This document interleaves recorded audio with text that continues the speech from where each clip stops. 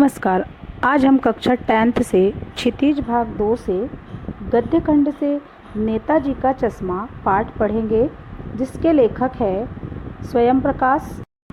लेखक स्वयं प्रकाश का जन्म सन 1947 में मध्य प्रदेश के इंदौर शहर में हुआ था। लेखक स्वयं प्रकाश वसुधा पत्रिका के संपादन से जुड़े हुए हैं। लेखक स्वयं प्रकाश के 13 कहानी संग्रह प्रकाशित हो चुके हैं। नेताजी का चश्मा पाठ के माध्यम से लेखक ने उन गुमनाम देश के नागरिकों के योगदान के महत्व का वर्णन किया, जिन्होंने देश के निर्माण में अपने अपने ढंग से योगदान दिया है।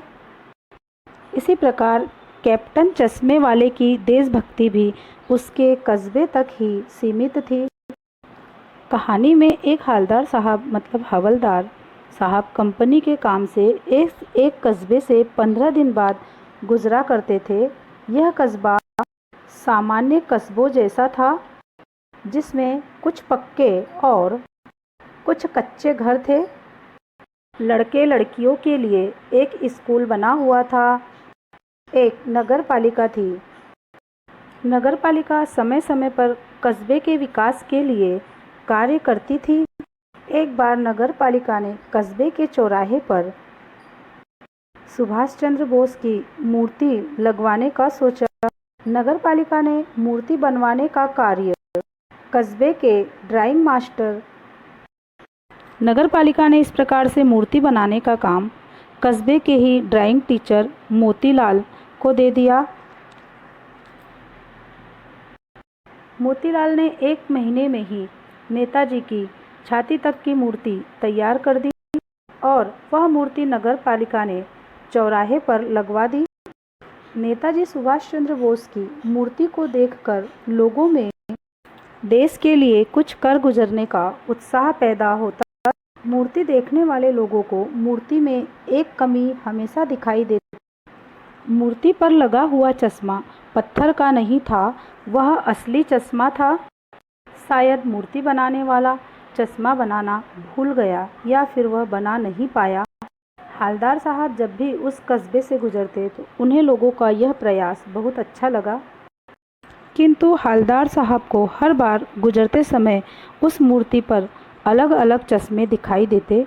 यह देखकर उन्हें बड़ा आश्चर्य हुआ। हवलदार साहब ने अपनी जिज्ञासा कम करने के लिए चौराहे पर बैठे पान वाले से पूछा कि हर बार मूर्ति का चश्मा कैसे बदल जाता है। पान वाले ने बताया कि नेताजी का चश्मा कैप्टन बदल देता है।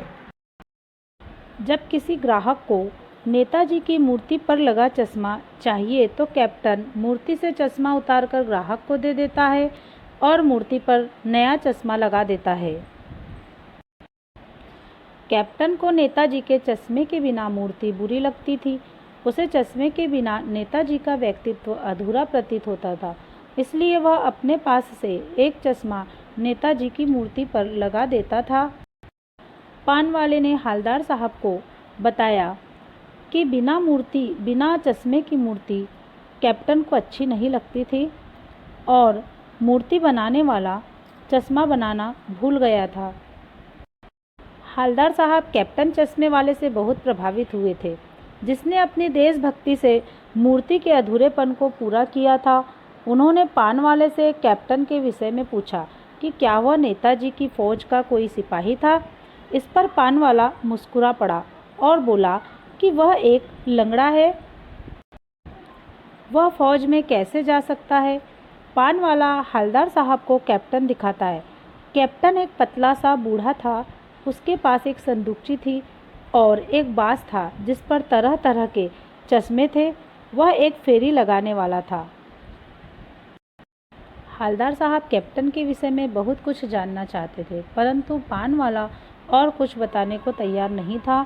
हवलदार साहब अगले 2 साल तक कस्बे से गुजरते रहे और नेताजी की मूर्ति के बदलते चश्मे देखते रहे थे। एक बार हवलदार साहब उधर से गुजरे तो उन्हें नेताजी की मूर्ति पर चश्मा दिखाई नहीं दिया था। उस दिन अधिकांश बाजार बंद था। हवलदार साहब ने पान वाले से पूछा कि नेताजी का चश्मा कहाँ गया। पानवाले ने उदास होकर बताया कि चश्मे वाला कैप्टन मर गया। हालदार साहब यह सुनकर चले गए। कैप्टन के मरने के बाद हालदार साहब यह सोचने लगे कि उस देश के भविष्य का क्या होगा जिसकी जनता देश का निर्माण करने वालों पर हंसती है। हालदार 15 दिन बाद फिर उस कस्बे से गुजरे। उन्होंने पहले ही सोच लिया था कि वे चौराहे पर रुककर मूर्ति की तरफ देखेंगे भी नहीं। वे बिना चश्मे के नेताजी की मूर्ति नहीं देख सकते, परंतु जैसे ही वे नेताजी की मूर्ति के सामने से गुजरे, यह देखकर हैरान हो गए कि मूर्ति पर किसी बच्चे द्वारा बनाया सरकंडे का चश्मा रखा हुआ था। यह देखकर हालदार भावुक से हो गए। उन्होंने बच्चों की भावना का सम्मान करने के लिए मूर्ति के सामने अटेंशन खड़े होकर उनकी भावनाओं तथा नेताजी को प्रणाम किया। यह कहानी हमें यह शिक्षा देती है कि देशभक्ति सभी के मन में होती है, वह चाहे कैसा भी व्यक्ति हो। एक अपंग व्यक्ति के मन में भी देशभक्ति है, तो एक छोटे से बालक के मन में भी देशभक्ति होती है, लेकिन सभी अपने अपनी तरह से देशभक्ति दिखाते हैं। धन्यवाद।